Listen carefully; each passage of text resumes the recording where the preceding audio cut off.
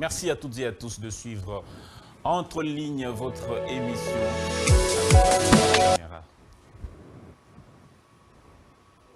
Non, c'est bon, c'est bon.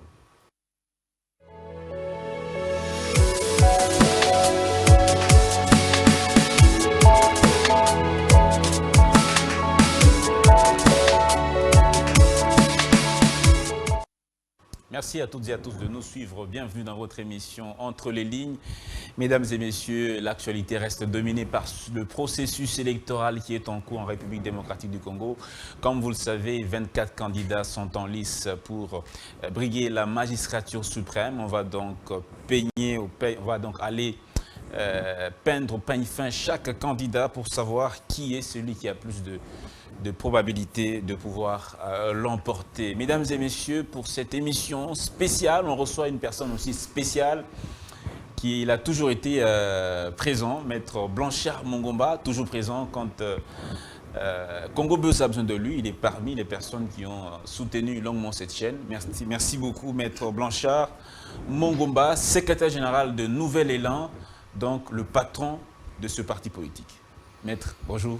Bonjour Dan, bonjour aux téléspectateurs de Congo Base. Merci de l'invitation. Maître Blanchard Mongomba, quelle est votre lecture, avant qu'on puisse aller dans les détails, quelle est votre lecture de ce processus électoral qui est en cours aujourd'hui en République démocratique du Congo?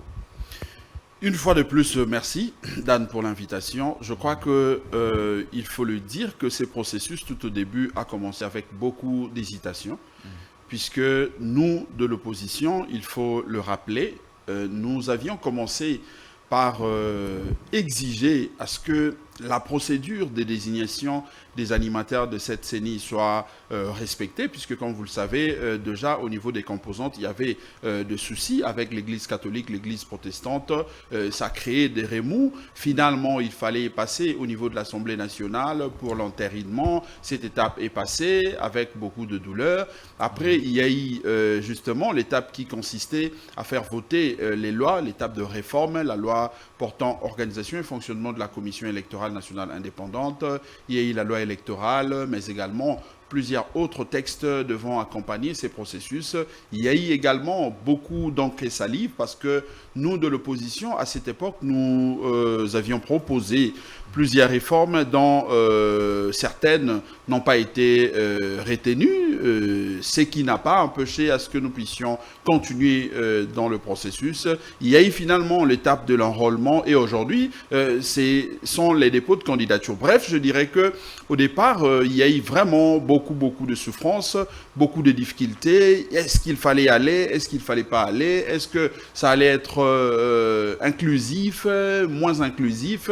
Finalement, aujourd'hui, nous pouvons conclure en disant que c'est vrai. Il y a de problèmes que nous reprochons parce que là où il y a les Congolais ou là où vivent les personnes, il y a toujours eu de problèmes. Ça, nous ne pouvons se l'empêcher. Mais heureusement que nous avançons quand même et nous sentons qu'au fur et à mesure que nous avançons, il y a quand même quelques éléments de confiance qui arrivent malgré des difficultés. Mais nous avançons quand même. Je crois que c'est le plus important parce qu'au-delà de tout, c'est que nous pouvons revendiquer. Au-delà de tout ce que nous pouvons dire, il ne faut pas perdre de vue que le peuple congolais a délimité l'échéance ou à délimiter la période de gouvernance dans notre constitution. C'est que lorsque vous êtes élu, lorsque vous arrivez au pouvoir, il faut se mettre en tête que vous êtes là pour une durée de 5 ans, surtout pour la présidentielle et même pour les législatives. C'est que dès que les 5 ans arrivent, vous devez savoir qu'il faut passer aux élections pour permettre au peuple justement de se choisir ces animateurs, ces nouveaux animateurs pour la gouvernance future. Tout à fait. La question de la confiance, vous avez évoqué qu'il y a maintenant quelques éléments qui sont en train de rassurer de la bonne tenue de ces élections. Est-ce qu'on peut avoir ces éléments-là que vous avez constatés qui sont en train de concourir à la bonne organisation de ces élections? La bonne organisation, peut-être c'est trop dire puisque je n'aimerais pas utiliser ces termes-là, mais du moins je dirais que la tenue des élections. Parce que s'il faut parler des bonnes élections, il y a plusieurs éléments qui entrent en compte et là je crois qu'il n'y a rien de parfait. Je n'aimerais pas non plus mais m'amuser à entrer sur ces terrains-là puisque il y a à boire et à manger. Mais du moins ce qui est important c'est que nous avançons vers la tenue des élections. L'élément ou les éléments qui attestent qu'effectivement nous avançons vers la tenue des élections à la date du 20 décembre 2023, c'est que premièrement, tous les candidats, finalement même ceux qui doutaient de ces processus, même ceux qui avaient juré de ne pas aller dans ces processus, ont finalement rejoint le train et aujourd'hui, tous nous parlons des élections, tous sont en train de sensibiliser, de mobiliser pour la tenue des élections au 20 décembre 2023. Il y a également ce qui faisait encore douter tout le monde, c'est le déploiement de matériel. Mais aujourd'hui, nous sentons quand même que pratiquement dans toutes les provinces où les élections vont se tenir, nous voyons quand même ça bouge. Il y a de matériel qui sont en train d'être déployés. Ça, ce sont quand même les éléments qui attestent que au-delà de tout ce que nous pouvons revendiquer, au-delà de tout ce que nous pouvons reprocher à la CENI, il y a quand même justement cet engagement de respecter le délai constitutionnel et je crois que c'est déjà quelque chose de très positif. Ce qui fait que nous ne pouvons que souhaiter à ce que les choses se passent très bien. Là où nous reprochons par exemple en ce qui concerne le duplicata, moi dans ma circonscription électorale de la Funa, puisque je suis candidat député national à la Funa, mais lorsque... Mais c'est interdit de citer votre circonscription électorale. Ah, désolé. Sous peine de tomber dans la campagne déjà précoce. Bon, je vais pas demander à ce que les électeurs votent pour moi, mais du moins, je m'identifie comme un électeur. Je suis électeur à la Funa, par conséquent, candidat dans cette même circonscription. Donc, si vous demandez à tous nos compatriotes qui veulent obtenir le duplicata, par exemple à la Funa, au BRTC de la Funa, à Selembaou, à Makala, un peu partout là-bas dans la Funa, vous sentez qu'il y a de problèmes. Soit les cartes prennent trop de temps pour avoir le duplicata, soit on reprend pratiquement le processus à zéro.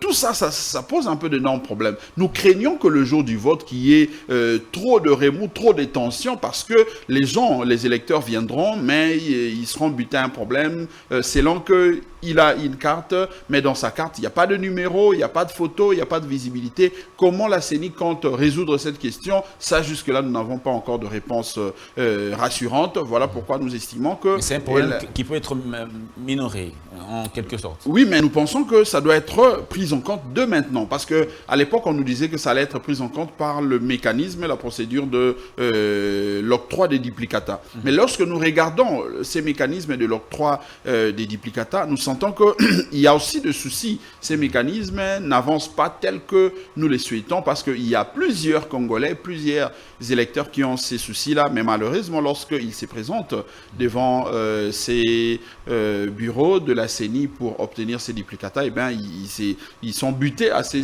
nombreux problèmes-là. Nous demandons à la CENI essayer de voir comment mettre en place des mécanismes pour essayer justement de résoudre cette question pour qu'il n'y ait pas de problème le dernier jour du vote. La mission d'observation électorale ECC5O a publié un communiqué hier mardi 24 octobre. Dans ce communiqué, cette mission d'observation dit s'inquiéter du fait que la CENI n'ait pas encore publié les listes électorales à ce jour. Est-ce que vous comprenez cette inquiétude de la mission d'observation électorale ECC5O?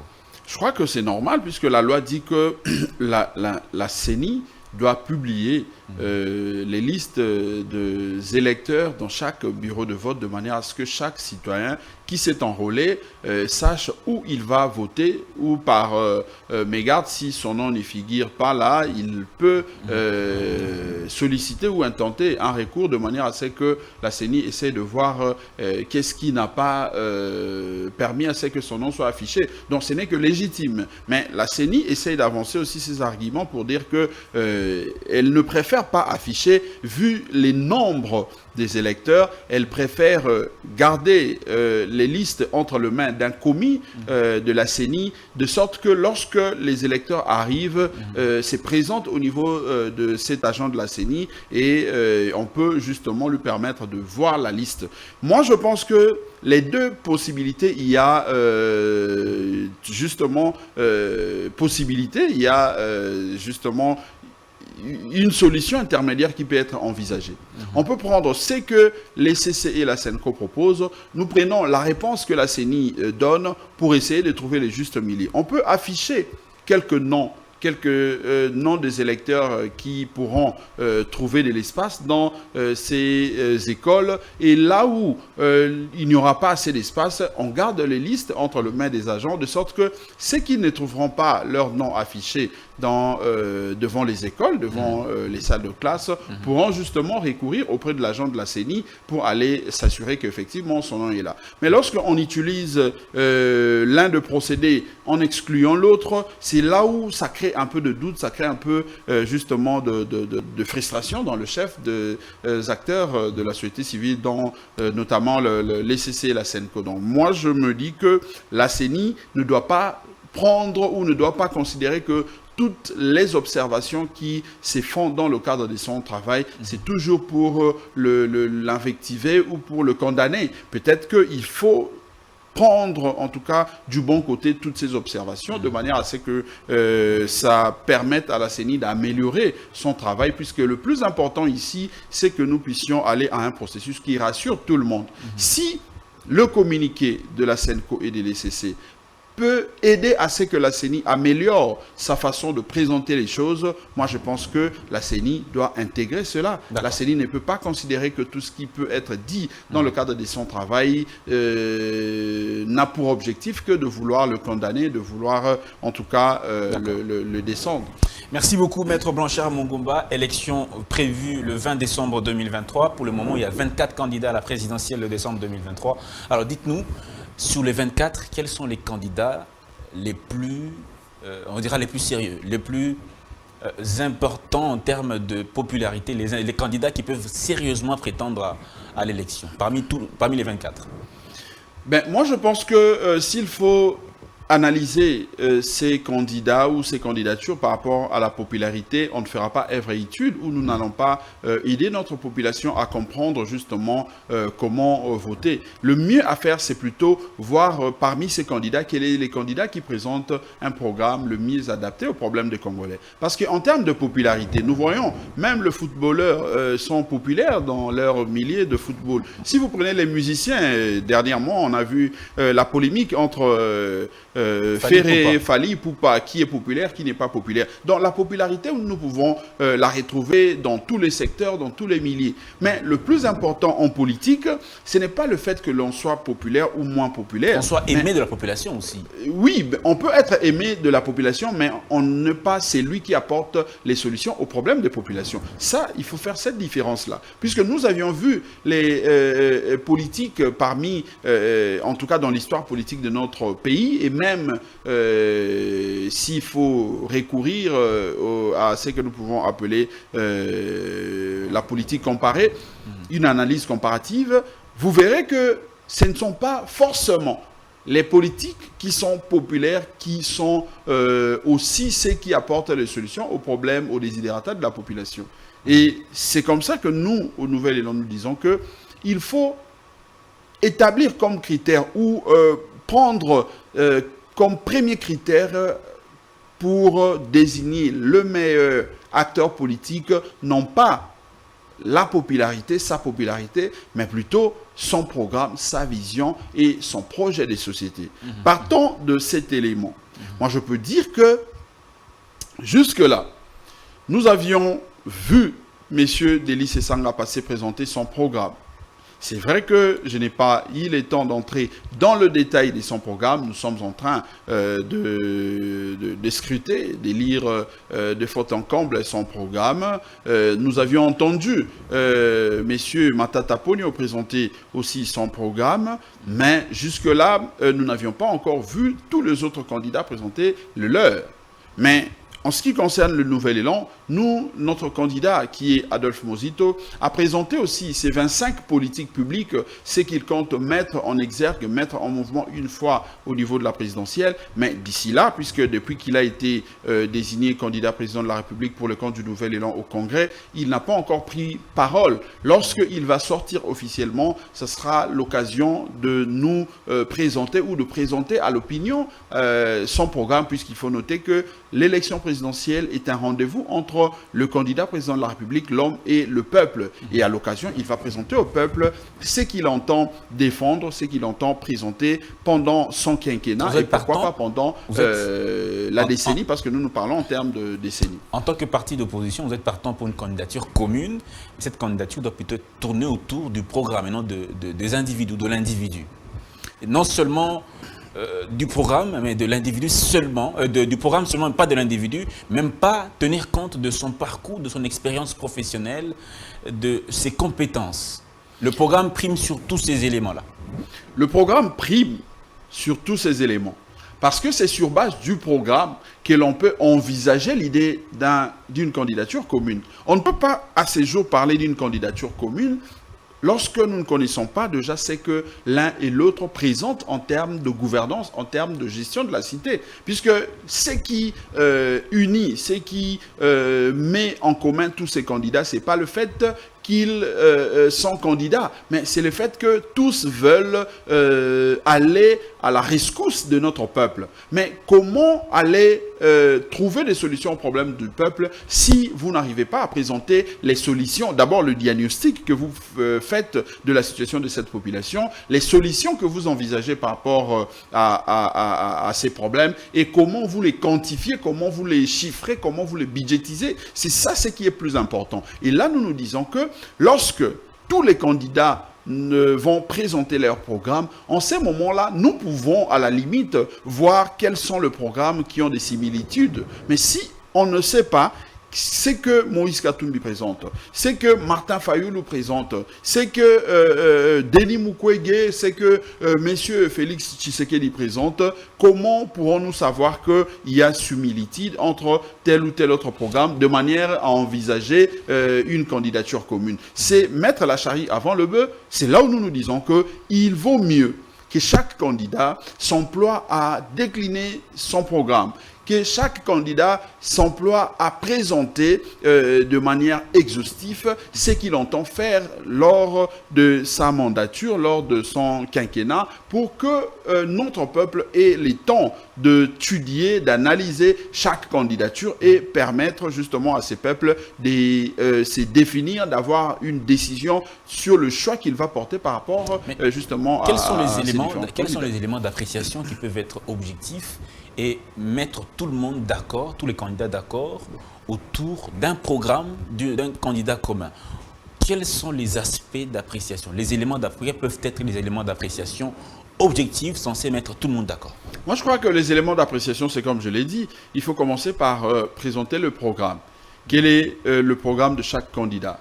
Comment il fait d'abord le diagnostic de la situation du pays? Lorsque vous faites les diagnostics, vous apportez des solutions et les solutions, c'est le programme. Lorsque vous présentez le programme, parce que le programme, c'est aussi une déclinaison que j'appellerais ici philosophique, théorique, mais ça doit être quantifié et chiffré. En ces moments-là, ça devient un programme réalisable, un programme réaliste lorsque vous les chiffrez. Deuxième élément d'appréciation, il faut voir le bilan ou le passé de ces candidats. Qu'est-ce qu'il a déjà fait? Parce que le fait de présenter un programme... Là, ce n'est plus le programme. Là, non, le premier aspect, parce que vous m'avez demandé quels sont les aspects qui peuvent être pris en compte. Le premier aspect, j'ai dit le programme. On doit commencer par décliner son programme en essayant de le ventiler, en présentant le diagnostic que vous faites de la situation de notre peuple actuellement. Vous présentez la déclinaison philosophique ou théorique de ce que vous envisagez faire et vous les quantifiez, vous les chiffrez pour donner le côté réaliste de votre programme. Ça, c'est le premier élément. Le deuxième élément, lorsque on sait, on connaît quel est votre programme, on doit savoir ce que vous aviez fait par le passé.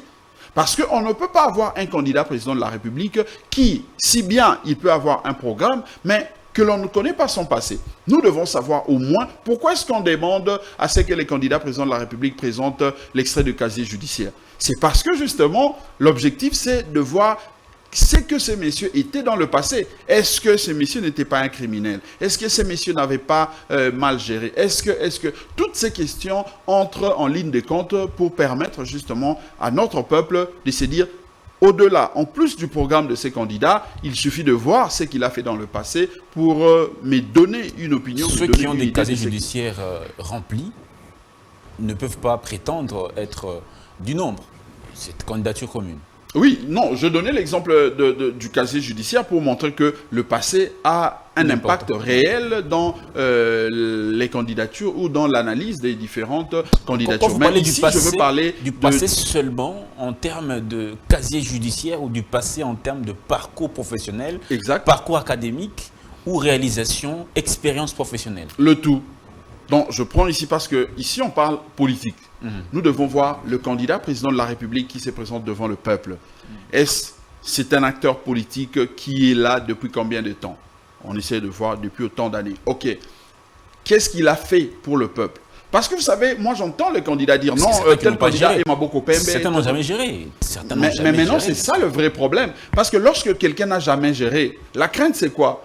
La crainte, c'est que nous risquons d'avoir un candidat ou un président de la République qui vient faire de l'essai là où on a besoin de l'expérience pour aller de l'avant. Et c'est ça le grand défi, le grand problème. Nous devons éviter. Parce que qu'on le veuille ou pas, nous devons savoir que pour briguer à la magistrature suprême, ça requiert, ça nécessite une expérience. Et l'expérience ici, il ne faut pas aller faire des cours. Nécessairement un pays ou une entité. Nécessairement, il faut non, l'expérience sur le plan de l'État. Oui. Sur le plan de l'État.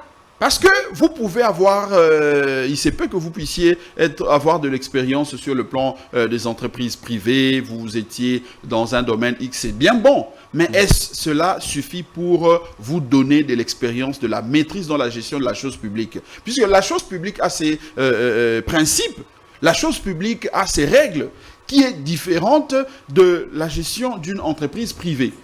La gestion de la chose publique, il faut savoir comment fonctionne l'État. Quels sont les principes, quelles sont les valeurs d'un homme d'État, comment il faut gérer. On ne peut pas avoir un candidat président de la République qui se comporte comme en tout cas un chef d'entreprise privé. Il va avoir de difficultés pour faire avancer la République. C'est là où nous disons qu'il faut aider le peuple, à savoir que les candidats qui veulent briguer ou les candidats qui veulent gouverner demain, ils doivent commencer par nous dire quels sont ou quel est l'élément d'expérience qu'ils ont par rapport à la gestion de l'État. Si vous n'avez pas d'expérience par rapport à la gestion de l'État, je crois que c'est déjà un élément qui vous disqualifie par rapport au choix que le peuple doit faire. Parce qu'en ce moment-là, nous allons nous dire que... Ça peut être minoré, ça peut être minimisé, ce profil-là. Ça peut être minimisé, je suis d'accord avec vous, mais face à qui?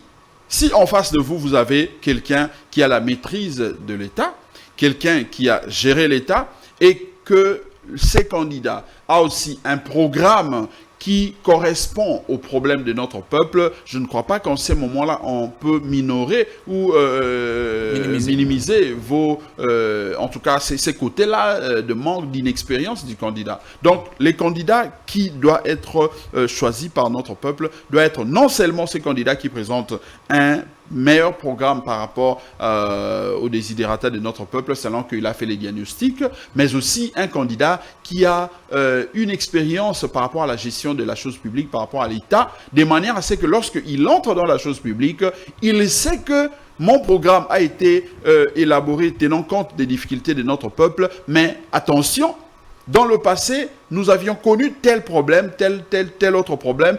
Il me faut de réformes dans tel secteur, de réformes dans tel autre secteur pour ne pas être buté à telle difficulté, à tel problème, de manière à faire décoller la République et aller de l'avant. Si on analyse la liste des 24 candidats, ceux qui ont eu à gérer, ils sont à compter du bout des doigts.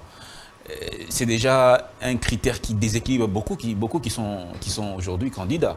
On va se le dire. Oui, mais moi je crois que le critère ne doit pas aussi être un critère, en tout cas, complaisant. Nous devons être rigoureux dans le critère pour permettre à notre peuple de bien faire le choix. Déjà que c'est un droit pour chaque candidat parmi les 24 d'être retenu sur la liste de candidats puisque la loi leur donne ainsi le droit. Mais seulement, lorsqu'il faut maintenant voter, nous devons enseigner à notre peuple, nous devons apprendre aux électeurs comment faire le choix. Le choix doit être orienté, comme je l'ai dit, sur base d'un programme. Après le programme, nous devons voir le passé, c'est-à-dire la gouvernance, l'expérience par rapport à la chose publique. Si vous aviez été gestionnaire de la chose publique, c'est déjà un élément dans le critère, mais comment aviez-vous géré? Quels sont les éléments qui entrent dans l'actif de notre peuple pour vous désigner comme président de la République? Certains se qualifient ou se surnomment Maboko Pembe. Ça veut dire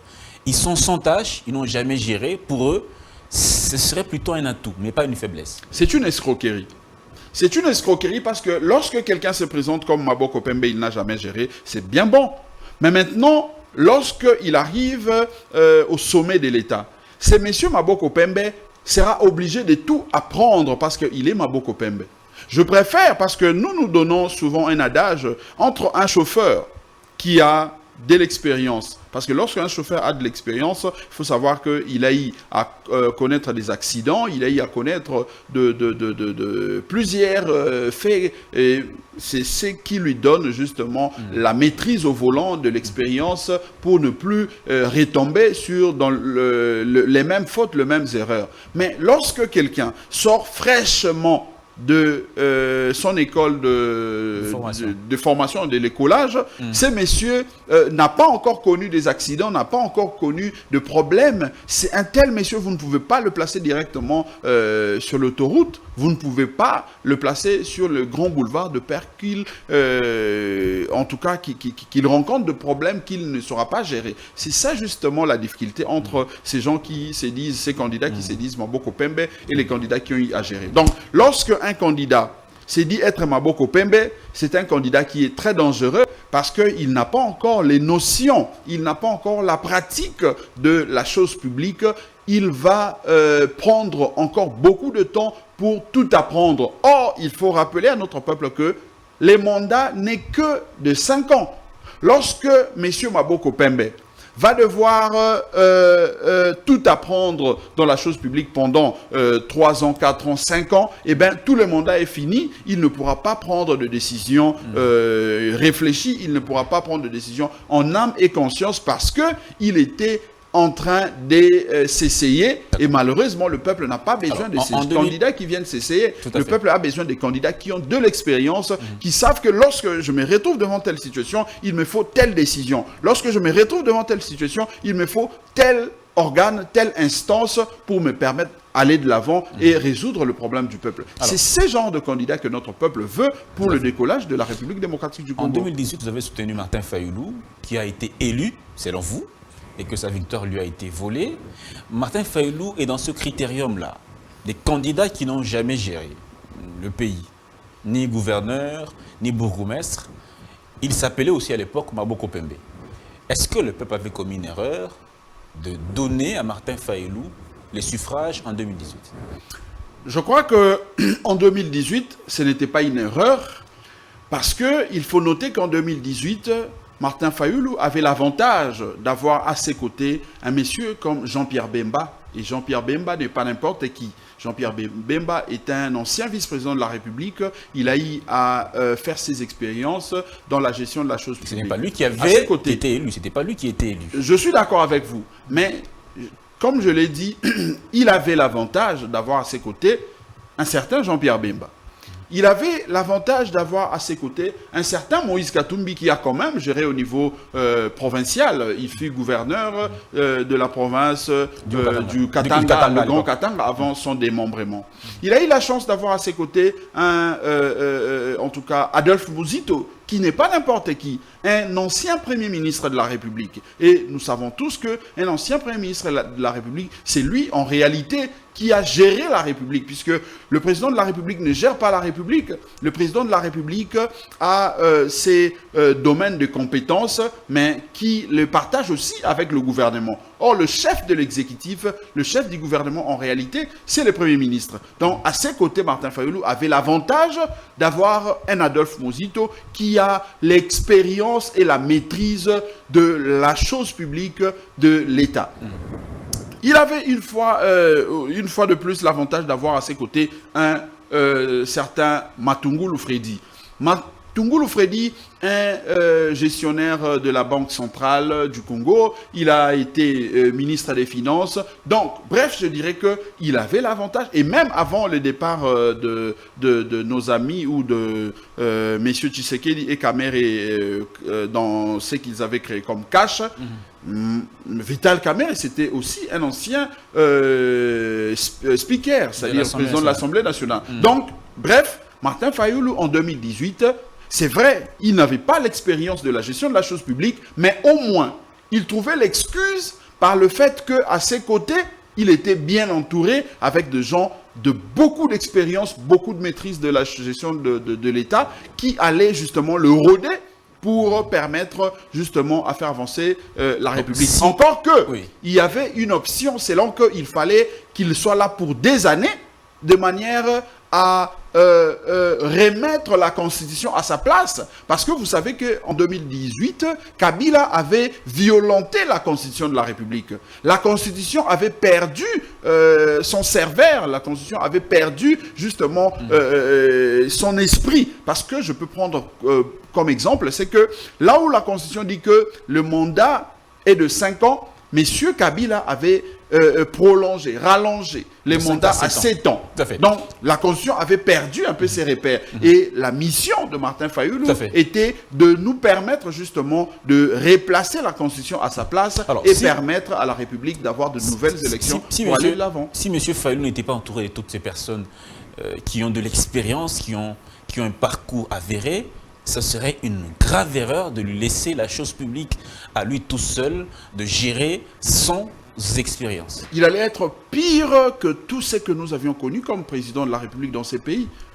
Il allait être pire que tout ce que nous avions connu dans ces pays comme chef de l'État. Pourquoi? Parce que effectivement, Martin Fayulu ne connaît pas l'État. Martin Fayulu n'a jamais géré l'État. C'est universitaire, c'est universitaire. Non, mais je reconnais la capacité intellectuelle de M. Martin Fayulu. Je reconnais ses aptitudes d'un homme cultivé. Mais le problème, c'est que l'État est différent de toutes ses connaissances. Dans l'État, il y a des pratiques qu'il faut intérioriser, qu'il faut apprendre au fil du temps. Mais lorsque vous voulez briguer à un poste comme président de la République, à une telle institution, vous devez commencer par avoir une expérience dans le domaine de l'État. Or, Martin Fayulu n'a jamais géré, même pas une avenue. Il n'a jamais géré une avenue. Ça montre qu'il allait être là dans le tâtonnement, dans ce qu'on appelle essai-erreur, et malheureusement, la République allait perdre en termes de temps par rapport à son décollage, par rapport à son développement. C'est ça justement l'erreur que nous ne pouvons plus commettre, l'erreur que nous devons apprendre à notre peuple, que nous devons plutôt expliquer à notre peuple de ne plus retomber, de ne plus commettre, parce que la République démocratique du Congo à ces jours a besoin d'un décollage. La République démocratique du Congo veut aller de l'avant, mais pour aller de l'avant, nous devons aller avec ceux qui ont de l'expérience, avec ceux qui ont une capacité à bien gérer la chose publique, tenant compte des spécificités que regorge la gestion ou l'État. Qu'en est-il du président Tshisekedi qui a été élu en 2018? Il a été accompagné par Vital Kamerhe, lui qui a l'expérience d'avoir géré l'Assemblée nationale. Est-ce qu'il a été quand même dans des bonnes mains? Est-ce que lui, quand même, il n'est pas tombé dans cette... ce que vous ne voulez pas, et c'est erreur? Je dirais que malheureusement, c'est le cas pour M. Tshisekedi. Il est tombé dans ces pièges-là. Parce que lorsqu'il est élu, il pensait bénéficié de l'expérience de tout ce qui était autour de Kabila et de l'expérience de M. Vital Kamerhe. Mais malheureusement, tout cela se sont comportés plutôt en prédateurs et ils ne l'ont pas permis justement à bénéficier de cette expérience-là pour faire décoller, pour faire avancer la République. Voilà pourquoi lui-même, des années après, lorsqu'il dit que non, nous devons déboulonner, c'est parce qu'il a compris que le gens qui étaient censés être à ses côtés comme ceux qui devaient l'accompagner, ceux qui devaient l'orienter par rapport à la gouvernance, ne l'ont pas fait. Par contre, ils se sont illustrés en prédateurs, ils se sont illustrés à autre chose que ce que le peuple attendait d'eux. Malheureusement, c'est ça la situation et ça n'a pas justement permis à ce que la République décolle, puisse décoller pendant les 5 années de sa gouvernance. C'est ça la réalité. Donc, lorsque nous parlons de cette question, nous mettons de côté tout ce que les gens pourront considérer comme étant sentiments subjectifs. Nous sommes là dans l'objectivité pour montrer à notre peuple que la République ne doit pas être gérée par des apprentis. La République ne doit pas être gérée par ceux qui veulent, parce que ce n'est pas un ministère, puisque dans un ministère, vous pouvez être là, en train de tâtonner, en train de faire des essais-erreurs, mais vous avez un coordonnateur du gouvernement qui est le premier des ministres, qui chaque fois sera là pour vous rappeler à l'ordre. Mais lorsque vous êtes président de la République, cher Dan, il faut rappeler qu'au sommet de vous, il n'y a personne. Vous êtes le commandant suprême des forces armées. Vous êtes le magistrat suprême. Vous êtes c'est lui qui décide en dernier ressort.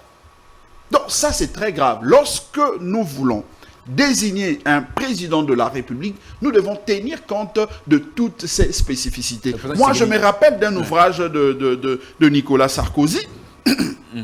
Nicolas Sarkozy relatait un peu son passage à l'Élysée. Nicolas Sarkozy rappelait et relatait l'isolement du pouvoir. Il dit comment il était face à lui-même lorsque il prête serment et tous les dignitaires qui l'accompagnaient étaient obligés de répartir et il est resté seul face à ses responsabilités. C'est en ce moment-là qu'il a compris que non, il vivait une autre réalité et qu'il ne pouvait pas s'amuser. Et il dit que face à ça, il a connu de problèmes parce que c'était une nouvelle expérience qu'il vivait. Et malheureusement, ça s'est soldé par un échec. Voilà pourquoi il n'a fait qu'un seul mandat. Donc, c'est la réalité ici que M. Tshisekedi aussi a rencontré. C'est qu'il pensait avoir à ses côtés des collaborateurs qui pouvaient l'aider. Mais malheureusement, ils ne l'ont pas aidé. Et aujourd'hui, lorsque nous essayons de faire le bilan par rapport à la gouvernance, nous nous rendons compte que le peuple ne s'est pas retrouvé. Le peuple n'a pas récolté ou le peuple n'a pas bénéficié de ce qu'il entendait bénéficier dans la gouvernance de M. Tshisekedi. Le peuple ne s'est pas retrouvé dans la gouvernance de M. Tshisekedi. Restons sous les critériums. Le critérium d'être président de la République en RDC.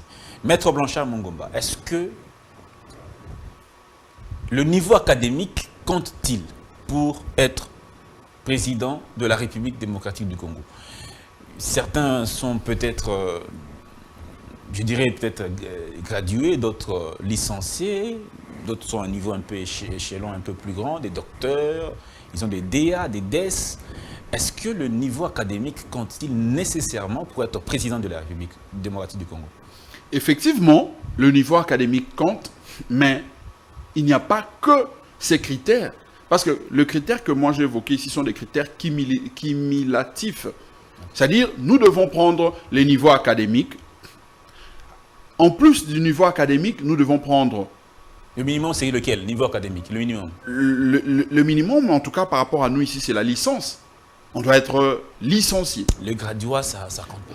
Oui, on peut être... mais je crois que... D6, ça, c'est trop. Ça, par rapport à ses responsabilités. Un D6 ne peut pas prétendre... Pas du tout, pas du tout. Je crois qu'un D6 ne mérite pas gouverner là où il faut gouverner. Les docteurs, là où il faut gouverner.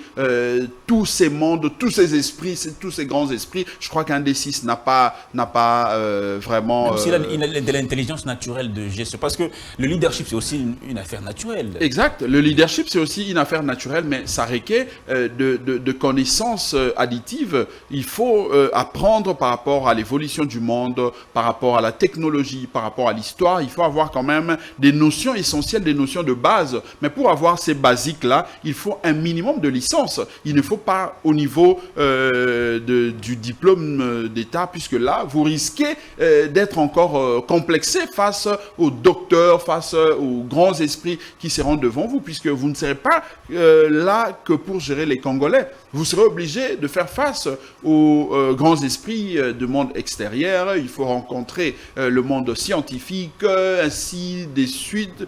Voilà, donc il faut quand même un minimum, comme je l'ai dit, de licence pour espérer prétendre ou briguer la magistrature suprême. Mais si vous laissez le niveau du diplôme, comme je l'ai dit, le minimum de licence, il faut avoir de l'expérience dans la gouvernance de la chose publique. C'est-à-dire, vous devez prouver quand même une certaine expérience dans la gestion de la chose publique, puisque là, on sait comprendre que vous avez quand même une maîtrise par rapport aux principes de la gouvernance, par rapport aux règles, par rapport aux textes qui régissent le fonctionnement de l'État.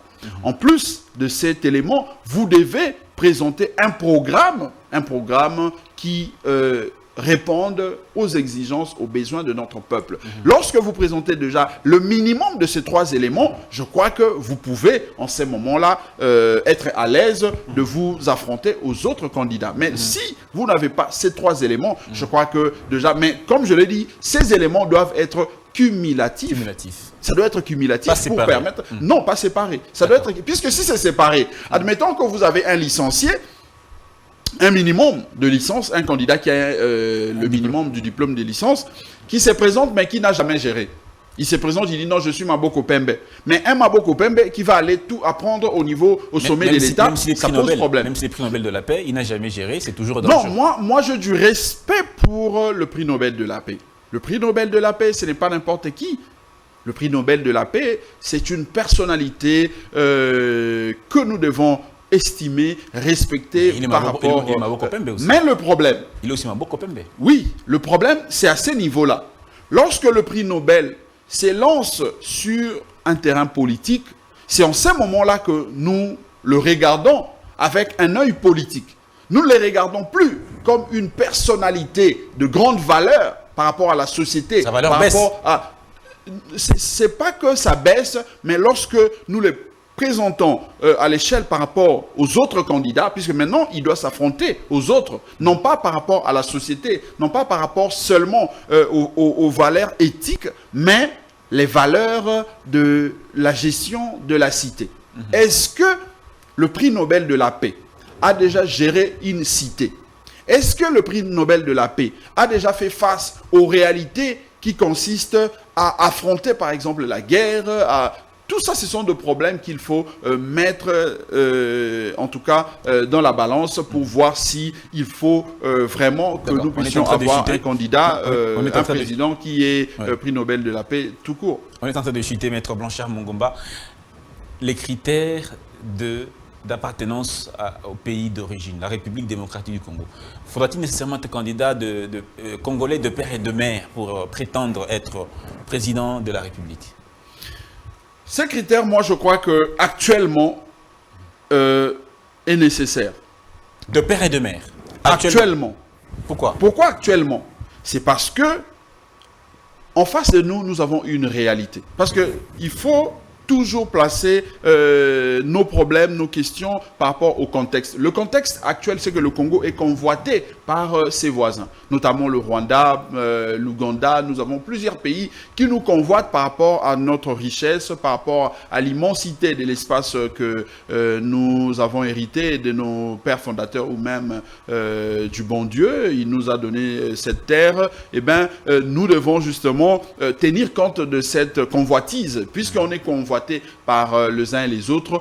Nous devons faire un effort de manière à ce que celui qui sera président de la République ne soit pas un président qui sera partagé entre une décision à prendre entre les intérêts de la République démocratique du Congo et les intérêts d'un autre État. Ça risque justement de nous rattraper. Voilà pourquoi cette question, même si elle n'est pas, ces critères, même si il n'est pas, en tout cas, légal, mais du moins, nous devons enseigner à notre population d'intégrer cela dans son escarcelle de choix lorsqu'il va se décider. Le peuple congolais ou les électeurs doivent tenir compte de cet aspect-là parce que c'est un aspect qui nous épargne justement du danger que nous courons par rapport à la convoitise des autres États qui sont autour de nous. Merci Donc beaucoup. ça, c'est un élément qu'il faut même intégrer, qu'il faut enseigner même dans nos écoles. Nos élèves doivent grandir avec ça. Parce que vous savez, au Rwanda, moi j'ai appris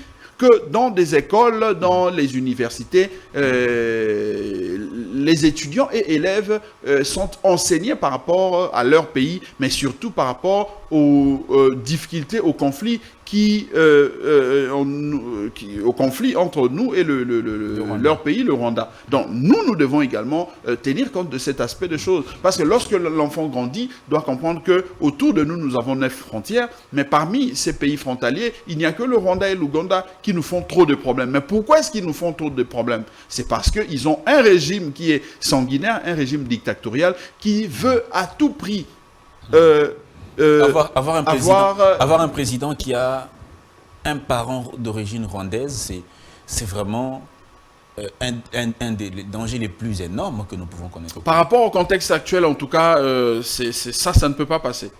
Ça ne peut pas passer dans notre peuple. Puisque le peuple rwandais, on n'a aucun problème avec le peuple rwandais. Mais le problème, c'est que le régime Kagame, le régime actuel au Rwanda, c'est un régime qui a de la convoitise, qui a de l'hégémonie, qui a de sentiments exagérés contre le sol congolais. Voilà pourquoi nous ne pouvons jamais, jamais espérer avoir un tel candidat. Moïse Katumbi est d'un parent qui n'est pas congolais. Est-ce que ce serait aussi une erreur de confier la chose publique à une personne comme Moïse Katumbi qui n'a qu'un parent d'origine congolaise? Moi, je crois que parler de Moïse Katumbi, parler des individus, ce n'est pas mon côté fort, mais le côté fort, c'est plutôt de donner les critères à notre peuple. Et c'est à ces peuples-là, justement, de trancher. Selon qu'il a tous les éléments en sa possession, c'est à lui, et lui seul, le peuple souverain, de trancher, savoir qui doit gérer la République, selon qu'ils ont déjà tous les éléments en sa possession. Merci beaucoup, Maître Blanchard Mongoba, mais on retient pour vous que,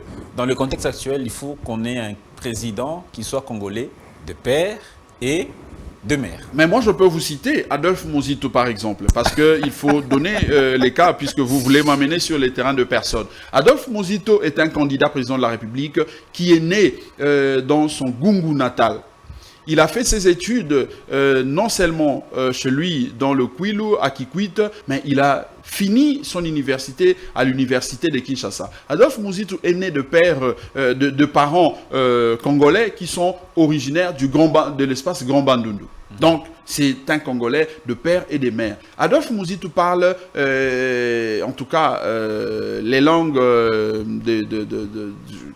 de l'espace Grand Bandundu. Il parle le Kikongo couramment d'ailleurs. Il se sent très à l'aise lorsqu'il se retrouve dans ces milieux-là. Deuxième critère, Adolphe Muzito a un minimum du diplôme de licence. C'est déjà un critère parmi les critères cumulatifs que nous avions cités. Adolphe Muzito a son expérience. Il a été Premier ministre pendant près de 3 ans. Non, c'est juste un exemple pour montrer que ces critères, nous pouvons les retrouver parmi les 24 candidats. Adolphe Muzito a un programme par rapport à la gouvernance, par rapport au mandat à venir. Donc, nous pouvons, parmi les 24 candidats, retrouver ces candidats qui se retrouvent dans les critères que nous avions donnés ici. Une toute dernière question, avant de nous quitter complètement. Entre Félix Tshisekedi et Martin Fayulu, Nouvel Élan se sent plus proche de quel parti politique? De quel leader politique? Nouvel Élan se sentira très à l'aise ou plus proche du candidat qui va présenter un programme qui aura des similitudes à son programme. Mais à ma connaissance, jusqu'à ce jour, nous n'avions pas entendu ou suivi le programme du candidat Félix Tshisekedi.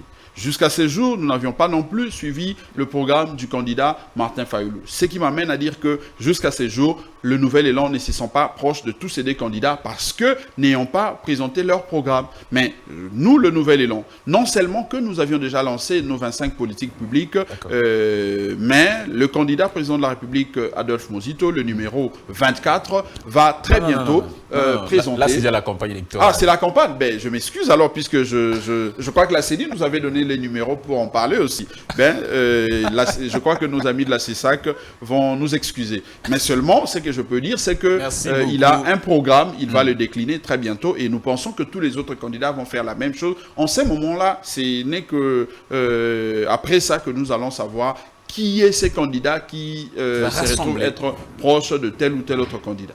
Merci beaucoup, Maître Blanchard Mungomba, secrétaire général de Nouvel Élan, donc patron, c'est lui qui gère au quotidien ce parti politique de l'opposition. En tout cas, pour nous, en tant que médias, nous souhaitons bonne chance à tous les candidats. Nous espérons que ce sera celui qui sera voté par le peuple qui va être celui qui va vraiment diriger ce pays. Merci beaucoup, Maître, d'avoir été avec nous. C'est à moi de vous remercier, cher Dan. Merci beaucoup. Merci, chers téléspectateurs, de nous avoir suivis. Prenez rendez-vous sur votre chaîne Congo Buzz. À très bientôt.